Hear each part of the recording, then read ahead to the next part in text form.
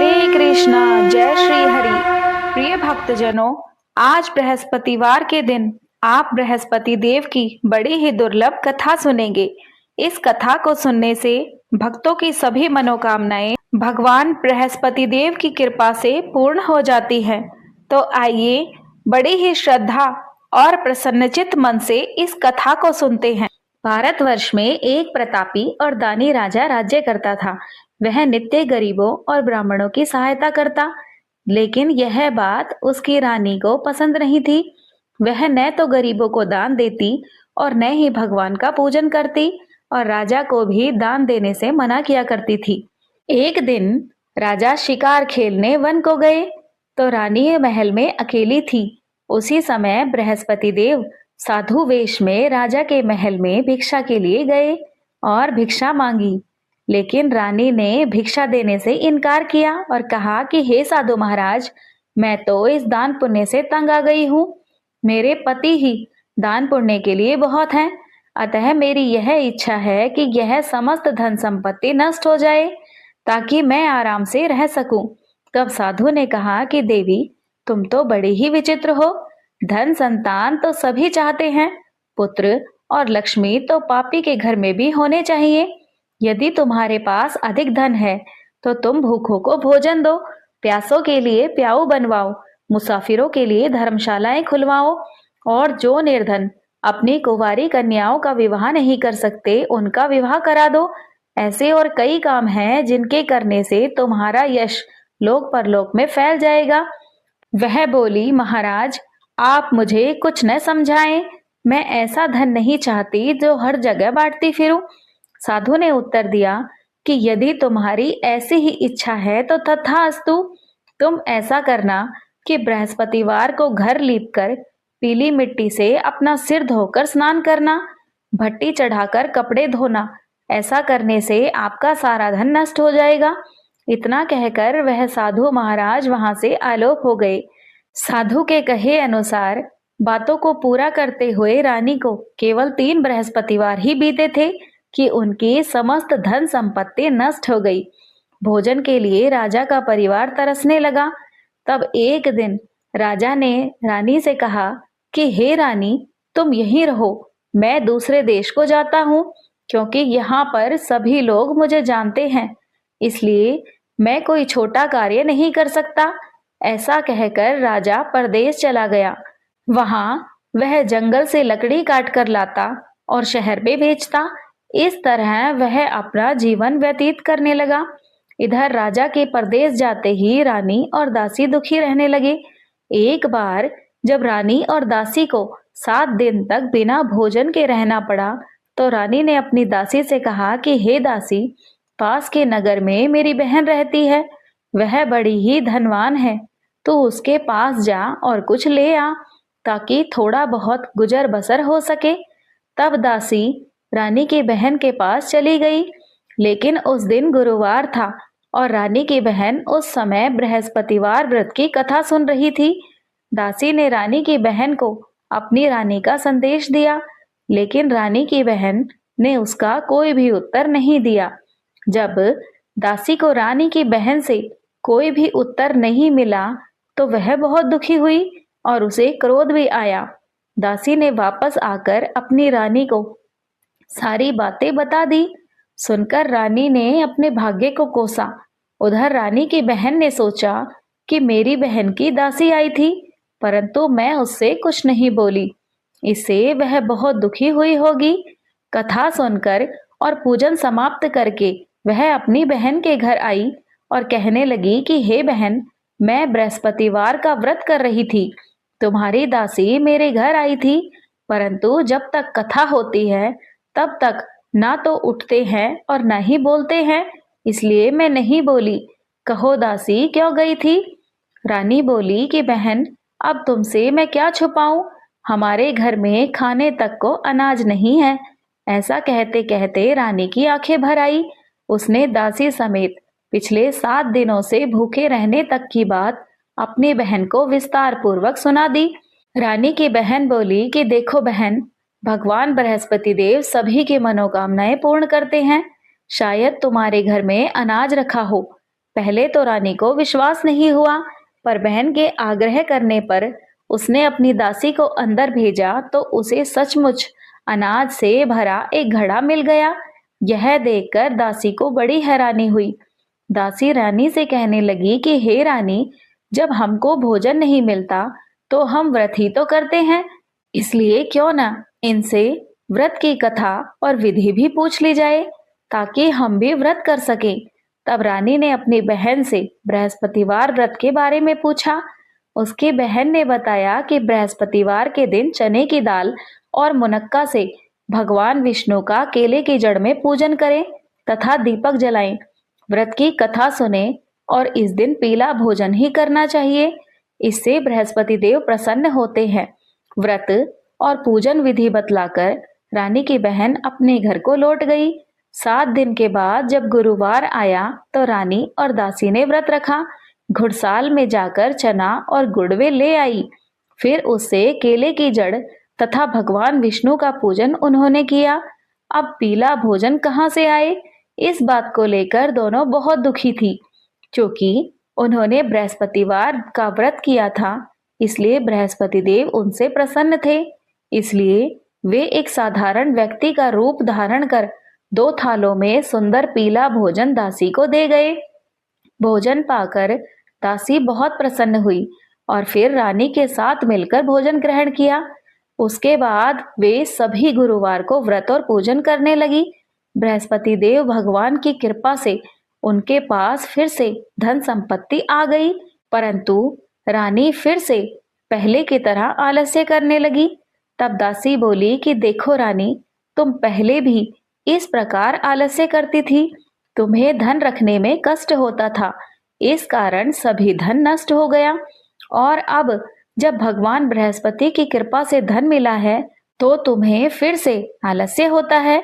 रानी को समझाते हुए दासी कहने लगी कि बड़ी मुसीबतों के बाद हमने यह धन पुनः पाया है, इसलिए हमें दान पुण्य करना चाहिए, भूखे मनुष्यों को भोजन कराना चाहिए और धन को शुभ कार्यों में खर्च करना चाहिए, जिससे तुम्हारे कुल का यश बढ़ेगा, स्वर्ग की प्राप्ति होगी और पितृ प्रसन्न होंगे। दासी की बात मानकर रानी अपना धन शुभ कार्यों में खर्च करने लगी, जिससे पूरे नगर में उसका यश फैलने लगा। बृहस्पतिवार व्रत कथा के बाद श्रद्धा के साथ आरती की जानी चाहिए। इसके बाद प्रसाद बांटकर उसे ग्रहण करना चाहिए। एक दिन राजा दुखी होकर जंगल में एक पेड़ के नीचे आसन जमाकर बैठ गया। वह अपनी दशा को याद करके व्याकुल होने लगा। उस दिन बृहस्पतिवार था। एकाएक उसने निर्जन वन में एक साधु को प्रकट होते हुए देखा। वह साधु वेश में स्वयं बृहस्पति देवता ही थे। लकड़हारे के सामने आकर बोले, हे लकड़हारे, इस सुनसान जंगल में तुम चिंता मग्न क्यों बैठा है? लकड़हारे ने दोनों हाथ जोड़कर प्रणाम किया और उत्तर दिया, महात्मा जी, आप सब कुछ जानते हो, अब मैं क्या कहूँ। यह कहकर वह रोने लगा और साधु को अपनी आत्मकथा सुनाई। महात्मा जी ने कहा कि तुम्हारी स्त्री ने बृहस्पति के दिन बृहस्पति भगवान का निरादर किया है, जिसके कारण रुष्ट होकर उन्होंने तुम्हारी यह दशा की। अब तुम चिंता मत करो, मेरे कहने पर चलो तो तुम्हारे सब कष्ट दूर हो जाएंगे और भगवान पहले से भी अधिक धन संपत्ति देंगे। तुम बृहस्पति के दिन कथा किया करो, 2 पैसे के चने मुनक्का लाकर उसका प्रसाद बनाओ और शुद्ध जल से लोटे में शक्कर मिलाकर अमृत तैयार करो। कथा के पश्चात अपने सारे परिवार और सुनने वाले प्रेमियों में अमृत व प्रसाद बांटकर आप भी ग्रहण करो। ऐसा करने से भगवान तुम्हारी सभी मनोकामनाएं पूर्ण करेंगे। साधु के ऐसे वचन सुनकर लकड़हारा बोला कि हे प्रभु, मुझे लकड़ी बेचकर इतना पैसा नहीं मिलता जिससे भोजन के उपरांत कुछ बचा सकूं। मैंने रात्रि में अपनी स्त्री को व्याकुल देखा है। मेरे पास कुछ भी नहीं जिससे मैं उनकी खबर मंगा सकूं। साधु ने कहा, हे लकड़हारे, तुम किसी प्रकार की चिंता मत करो। बृहस्पतिवार के दिन तुम रोजाना की तरह लकड़ियां लेकर शहर को जाओ। तुमको रोज से दुगना धन प्राप्त होगा, जिससे तुम भली भांति भोजन कर लोगे तथा बृहस्पति देव की पूजा का सामान भी आ जाएगा। इतना कहकर साधु महाराज वहां से अंतर्ध्यान हो गए। धीरे धीरे समय व्यतीत होने पर फिर वही बृहस्पतिवार का दिन आया। लकड़हारा जंगल से लकड़ी काटकर किसी शहर में बेचने गया। उसे उस दिन से अधिक धन मिला। राजा ने चना गुड़ आदि लाकर गुरुवार का व्रत किया। उस दिन से उसके सभी क्लेश दूर हो गए। परंतु जब दोबारा गुरुवार का दिन आया तो बृहस्पतिवार का व्रत करना वह भूल गया। इस कारण बृहस्पति भगवान नाराज हो गए। उस दिन उस नगर के राजा ने विशाल यज्ञ का आयोजन किया तथा शहर में घोषणा करा दी कि कोई भी मनुष्य अपने घर में भोजन न बनाए और न ही आग जलाए।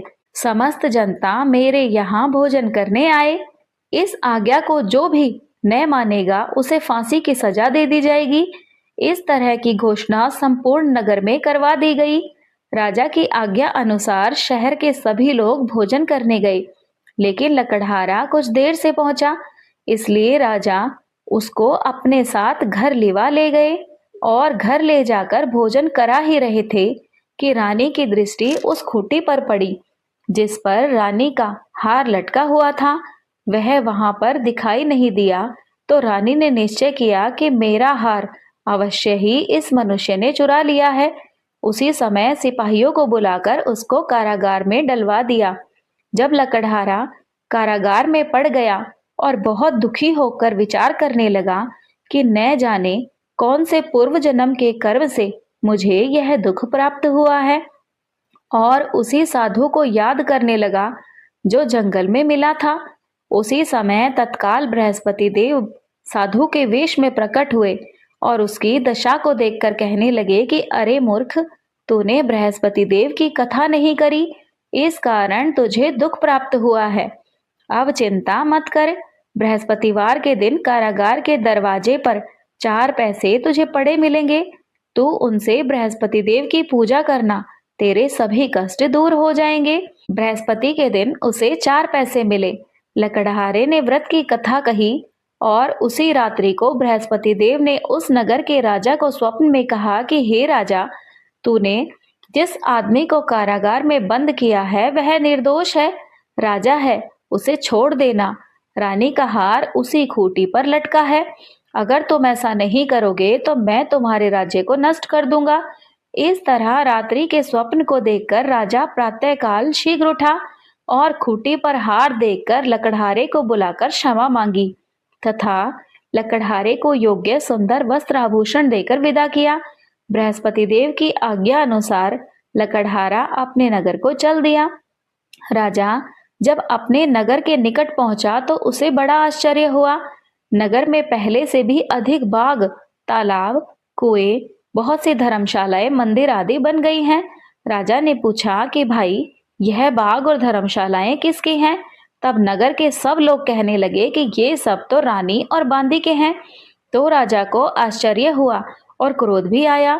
जब रानी ने यह खबर सुनी कि राजा आ रही है तो उन्होंने बांदी से कहा कि हे दासी, देख, राजा हमको कितनी बुरी हालत में छोड़ गए थे। हमारी ऐसी हालत देखकर वे लौट ना जाए, इसलिए तू दरवाजे पर खड़ी हो जा। आज्ञा अनुसार वह दासी दरवाजे पर खड़ी हो गई। जब राजा आए तो उन्हें अपने साथ लिवा लाई। तब राजा ने क्रोध करके अपनी रानी से पूछा कि यह धन तुम्हें कैसे प्राप्त हुआ है? उन्होंने कहा, हमें यह सब धन बृहस्पति देव के इस व्रत के प्रभाव से प्राप्त हुआ है। तब राजा ने निश्चय किया कि 7 रोज बाद तो सभी बृहस्पति देव का पूजन करते हैं, परंतु मैं प्रतिदिन दिन में 3 बार कहानी तथा रोज व्रत किया करूंगा। अब तो हर समय राजा के दुपट्टे में चने की दाल बंधी रहती तथा वह दिन में 3 बार कहानी कहता। एक रोज राजा ने विचार किया कि चलो अपनी बहन के यहाँ हो आए। इस तरह निश्चय कर राजा घोड़े पर सवार हो अपनी बहन के यहाँ चल दिया।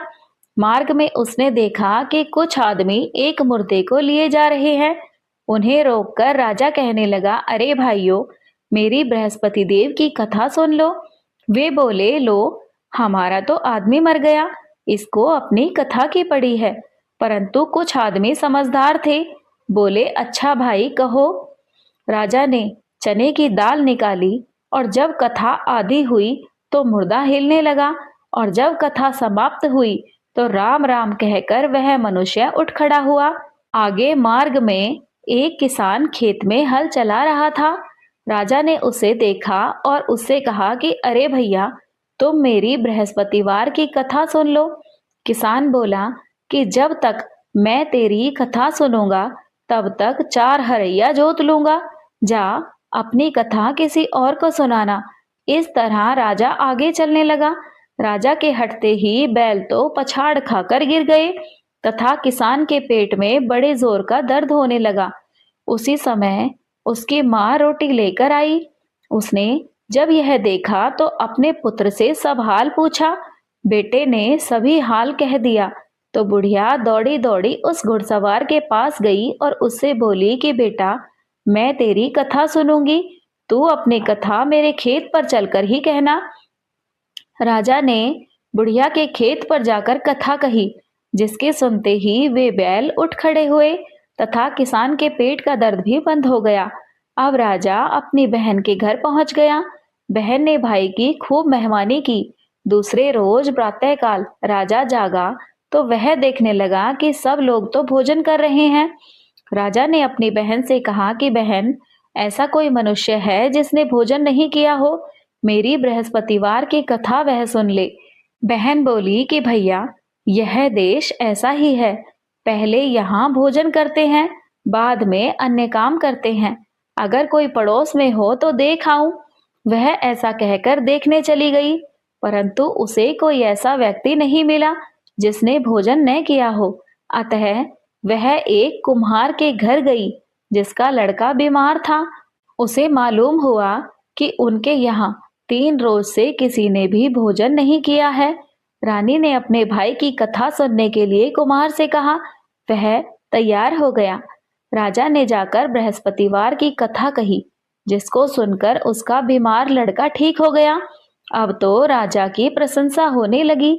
एक रोज राजा ने अपनी बहन से कहा कि बहन, हम अपने घर को जाएंगे, तुम भी तैयार हो जाओ। रानी की बहन ने अपनी सास से कहा तो सास ने कहा कि हाँ, तू चली जा, परंतु अपने लड़कों को मत ले जाना, क्योंकि तेरे भाई के कोई औलाद नहीं है। बहन ने अपने भाई से कहा कि भैया, मैं तो चलूंगी, पर कोई बालक नहीं जाएगा। तब राजा बोला कि जब कोई बालक नहीं जाएगा तो तुम्हें क्या करोगी? बड़े दुखी मन से राजा अपने नगर को लौट आया। राजा ने अपनी रानी से कहा कि हम निर्वंशी हैं, हमारा मुंह देखने का धर्म नहीं, और उस दिन कुछ भोजन आदि नहीं किया। रानी बोली, हे प्रभु, बृहस्पति देव ने हमें सब कुछ दिया है, वे हमें औलाद भी अवश्य देंगे। उसी रात बृहस्पति देव ने राजा के स्वप्न में कहा कि हे राजा, उठ, सभी सोच त्याग दे, तेरी रानी गर्भ से है। राजा की यह बात सुनकर वह बड़ा खुश हुआ। 9वें महीने में उसके चंद्रमा के समान एक पुत्र प्राप्त हुआ। तब राजा बोला, हे रानी, स्त्री बिना भोजन के तो रह सकती है, परंतु बिना कहे नहीं रह सकती। जब मेरी बहन आए तो तुम उससे कुछ मत कहना। रानी ने सुनकर हाँ कर दिया। लेकिन जब राजा की बहन ने यह शुभ समाचार सुना तो वह बहुत खुश हुई और बधाई लेकर अपने भाई के यहाँ आई। तब रानी ने कहा कि घोड़ा चढ़कर तो नहीं आई, गधा चढ़ी आई। राजा की बहन बोली कि भाभी, मैं इस प्रकार न कहती तो तुम्हें पुत्र प्राप्त कैसे होता? बृहस्पति देव भगवान ऐसे ही हैं, जैसी जिसके मन में कामनाएं हैं सभी को पूर्ण करते हैं। जो सद्भावना पूर्वक बृहस्पतिवार का व्रत करता है, व्रत की कथा पढ़ता, सुनता है, दूसरों को सुनाता है, बृहस्पति देव उसकी सभी मनोकामनाएं पूर्ण करते हैं। तो सभी प्रेम से बोलिए, बृहस्पति देव भगवान की जय। आप सुनिए बृहस्पति देव भगवान जी की आरती। जय बृहस्पति देवा स्वामी, जय बृहस्पति देवा, छिन छिन भोग लगाऊं, छिन छिन भोग लगाऊं, कदली फल मेवा। ओम जय बृहस्पति देवा, तुम पूर्ण परमात्मा, तुम अंतर्यामी, स्वामी तुम अंतर्यामी। जगत पिता जगदीश्वर, जगत पिता जगदीश्वर, तुम सबके स्वामी। ओम जय बृहस्पति देवा। चरणामृत निज निर्मल, सब पातक हरता, स्वामी सब पातक हरता। सकल मनोरथ दायक, सकल मनोरथ दायक, कृपा करो भरता। ओम जय बृहस्पति देवा। तन मन धन अर्पण कर, जो जन शरण पड़े, स्वामी जो जन शरण पड़े। प्रभु प्रकट तब हो कर, प्रभु प्रकट तब हो कर, आकर द्वार खड़े। ओम जय बृहस्पति देवा। दीन दयाल दयानिधि, भक्तन हितकारी, स्वामी भक्तन हितकारी। पाप दोष सब हरता, पाप दोष सब हरता, भव बंधन हारी। ओम जय बृहस्पति देवा। सकल मनोरथ दायक, सब संशय हारो, स्वामी सब संशय हारो।